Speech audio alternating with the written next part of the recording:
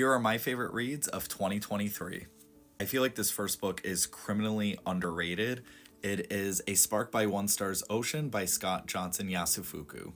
I do know the author personally, however, I promise there is no bias here.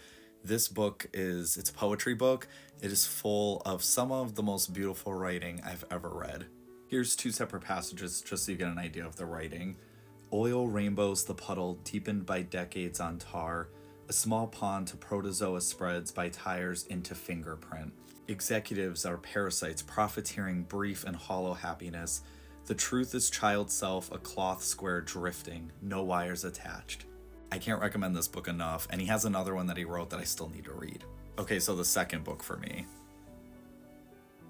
Girl. I never read Lisa Jewell before, so when I read None of This Is True as my first Lisa Jewell book, I am going to read Lisa Jewell books from now on. True crime lovers, podcast lovers, thriller lovers, this is a very fast-paced thriller that will keep you hooked. This is one of those books that you make up a reason to go sneak off and just read as much as you can. The characters, absolutely awful, which makes this so good somehow. All right, so the next book, The Drowning Woman by Robin Harding. Obviously, I love a good thriller. This is the third book that I've read by her. I have not read anything by her yet that has been lower than 5 stars.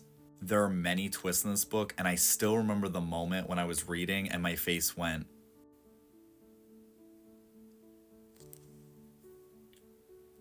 Also, Robin Harding is a really likable author, and that's always nice. That always feels good. The last book that I would say is in my top favorites is The Woman in Me by Britney Spears. The events that this woman has gone through in her life is extremely heartbreaking, and it really sucks to see that people are still very judgmental towards her. Like, there are people that won't read the book because of all these preconceived notions of her, and I feel like if you read this book, whether you are a fan of hers or not, you could understand her so much more.